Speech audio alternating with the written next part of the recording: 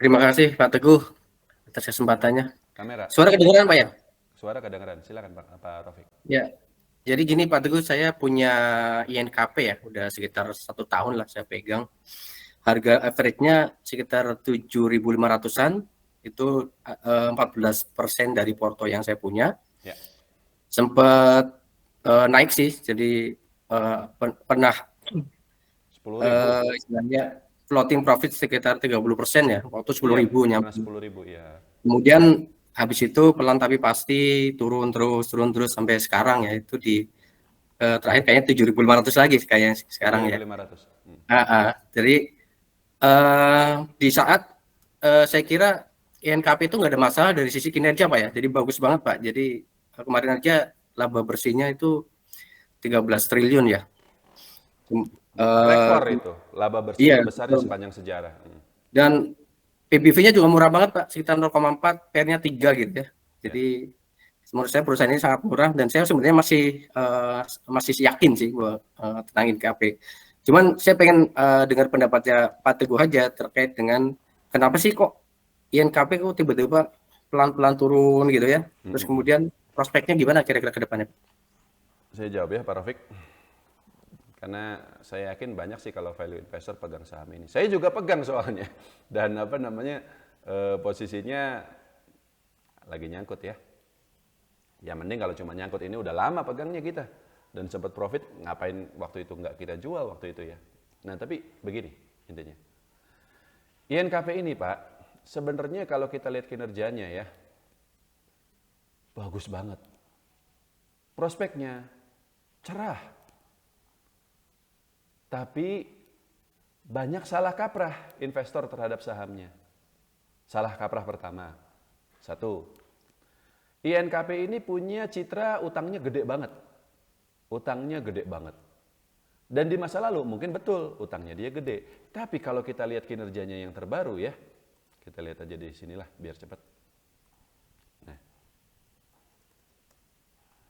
INKP ini terakhir itu ekuitasnya dia itu ya 88 triliun dan liability-nya 63 triliun. Jadi debt to equity ratio-nya itu sudah di bawah 1 kali. Utangnya sudah lebih kecil daripada ekuitasnya dan itu adalah posisi keuangan yang sangat sehat. Utang INKP hari ini sudah lebih kecil dibanding ekuitasnya. Kalau 5 tahun yang lalu mungkin betul utangnya gede, berapa kali ekuitasnya gitu. Tapi kalau sekarang enggak, utangnya sudah lebih kecil daripada ekuitasnya. Kedua, ya, tentang industri kertas itu sendiri yang memang tidak populer. Ya bedalah sama batu bara atau sawit segala macam yang kita udah tahu gitu ya, atau properti. Kertas ini apa sih? Dan kertas ini kan yang orang pikir itu ya untuk bikin koran, untuk bikin majalah, untuk bikin buku ya. Dan sekarang kan emang siapa hari ini yang masih baca koran cetak? Udah serba online semuanya. Udah serba pakai e-book gitu kan, majalah juga PDF, bukan lagi yang dicetak. Jadi siapa yang masih pakai kertas hari ini? Orang mikirnya gitu Pak. Itu juga keliru sebenarnya. Kelirunya kenapa? Karena kertas itu ya tidak hanya untuk bikin buku, majalah, atau koran. Tapi silakan Anda datang ke Starbucks. Anda pesan kopi. Cupnya itu kalau nggak plastik, apa? Kertas. Sedotannya kertas. Kalau Anda bawa pulang pakai kantong, dari kertas. Anda pesan pizza, kotaknya dibuat dari apa? Kertas. Anda beli paket, dibungkusnya pakai apa? Kertas. Kardus ya, atau bungkusnya, itu kertas.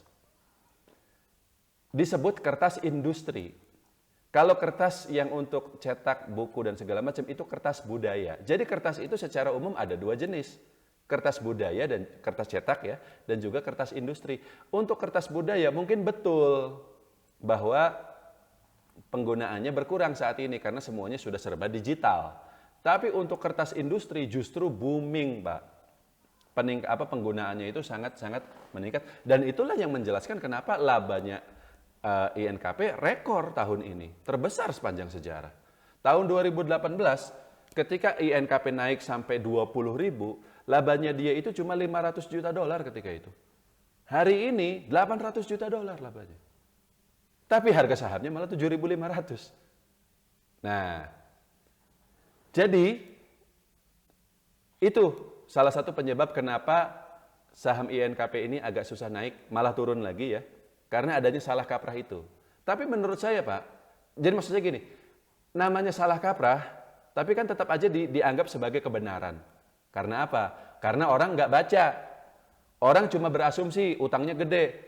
Kenapa? Karena dia nggak pernah baca laporan keuangannya INKP itu sendiri. Kalau dia beneran baca, langsung kelihatan bahwa sebenarnya utangnya INKP itu kecil. Dan yang kedua, ya karena dia juga tidak sadar bahwa penggunaan kertas itu jauh lebih luas daripada sekedar untuk bikin majalah atau koran. Tapi lama-lama masyarakat akan sadar Pak, bahwa yang mereka pahami tentang perusahaan itu keliru sebenarnya. Ini cuma soal waktu saja gitu ya.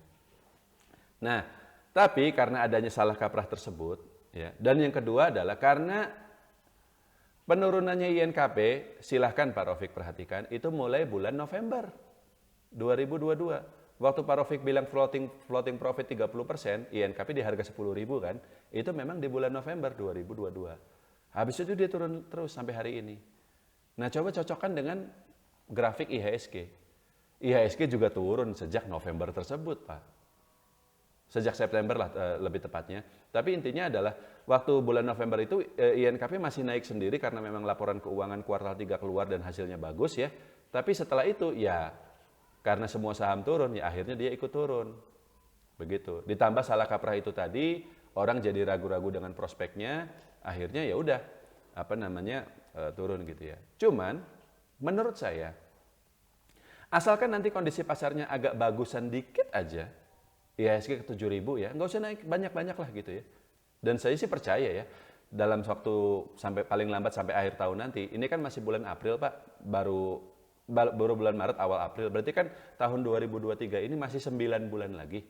Nah, dalam waktu 9 bulan ke depan, saya cukup yakin, meskipun kita nggak bisa nebak persisnya di bulan apa, tapi saya cukup yakin bahwa pasar akan normal pada akhirnya. IHSG akan naik, saham-saham akan naik. Nah, asal kondisi pasarnya naik normal segitu aja, saham kita nih, INKP nih, ini naiknya bisa sangat tinggi.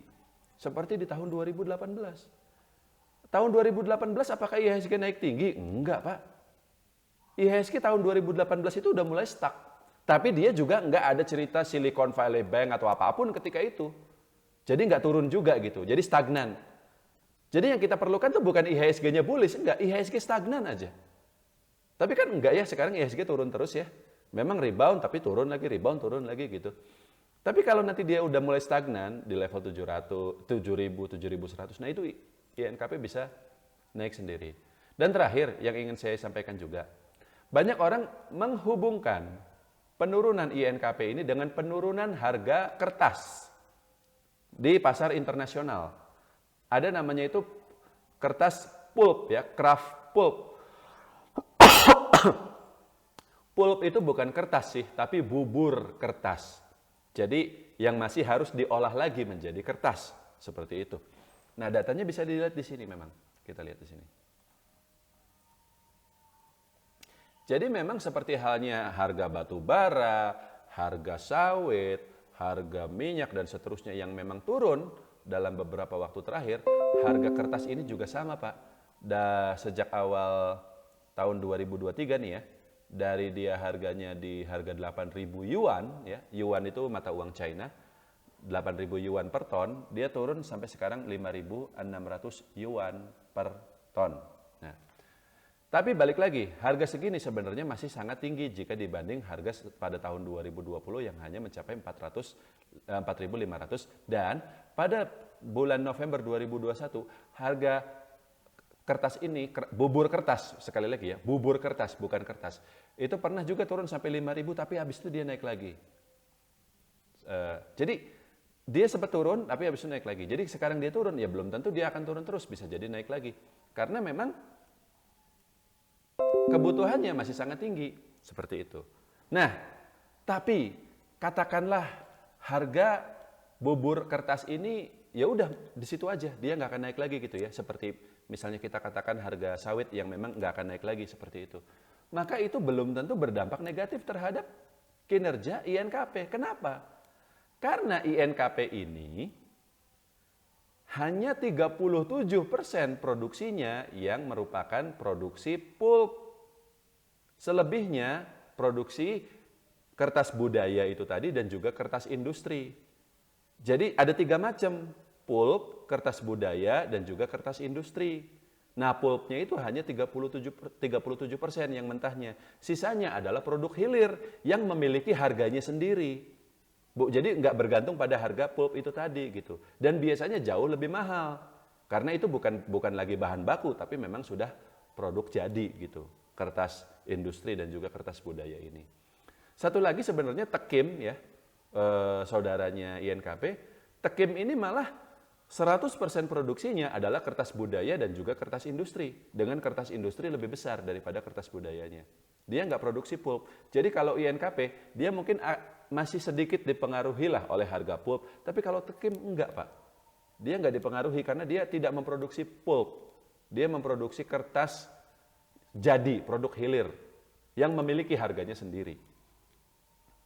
Kesimpulannya bagaimana? Ya, baru setahun lah, sabar lah Pak. Pak Lo Keng Hong itu pegang Petrosi itu 7 tahun loh.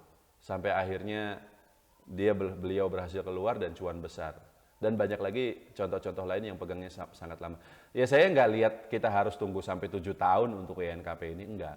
Tapi pengalaman saya, pernah Pak, saya juga dulu pernah cerita di seminar ya. Saya ada saham yang kita pegang selama 9 bulan, enggak kemana-mana. Enggak kemana-mana, 9 bulan loh. Tapi memasuki bulan ke-10 dan juga bulan ke-11 dan 12, hanya dalam waktu 3 bulan berikutnya, dia naik 100%. Dulu itu saham ini, saya masih ingat nih. Aduh kok saya lupa ya, nama sahamnya itu, dia perusahaan spare part, INDS. Indospring. Ya kalau sekarang sih udah nggak pegang lagi ya. Tapi ini dulu banget nih, saya tahun kapan nih.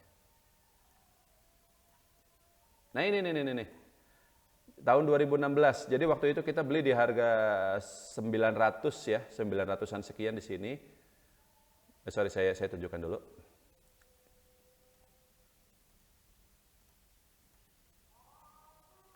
Nah, kelihatan ya Pak Rafiq di sini. Nah, waktu itu INDS itu saya pegang di harga 9.000 sekian ya. Itu di bulan Agustus. Ya analisanya sama, masih murah, bagus, prospeknya cerah segala macam. 2016 terus aja sampai bulan September. Wah, berarti bukan 9 bulan lagi nih. Enggak, tapi memang 9 bulan nih, bulan Juli 2017. Jadi dari bulan Agustus sampai bulan Juli setahun berikutnya ya. Bukan 9 bulan, 11 bulan ya. Itu dia masih di 845. Baru dia naik ke 1000, nah baru dia naik ke 2700, dia naik ke 1000. Habis itu dia naik sampai mentok di 2500.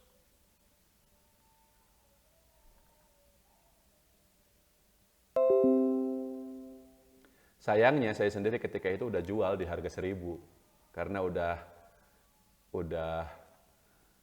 kelamaan nunggunya, udah capek. Tapi dari pengalaman itu saya belajar bahwa ya memang begitu kadang main saham tuh Pak. Selama setahun kita bisa nggak dapat apa-apa, nggak taunya setahun berikutnya atau hanya dalam 3 bulan berikutnya multi bagger sahamnya. Jadi hold aja Pak Rafiq. Cukup Pak Rafiq.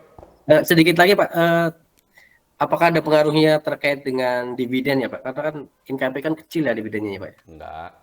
Nggak ada ya? Nggak ada. Apa namanya, meskipun dia dividennya kecil, tapi dia masih bayar dividen kan? Kecuali kalau dia nggak bayar, dia nggak bayar dividen sama sekali. Malah kita harus lihat sisi positifnya. Kalau dia bayar dividen terlalu besar, ekuitasnya nanti turun kan? Kalau ekuitasnya turun, ya rasio utangnya bisa jadi lebih gede lagi dibanding ekuitasnya. Tapi kalau dia bayar dividennya kecil, berarti kan sisa labanya ditahan, meningkatkan ekuitasnya. Berarti kan neracanya jadi lebih sehat. Utangnya jadi kelihatan lebih kecil lagi gitu. Perusahaannya bertumbuh. PBV-nya jadi lebih murah lagi. Iya kan? Seperti itu. Cukup Pak Rafiq? Ya cukup Pak. Terima kasih Pak. Lanjut ya.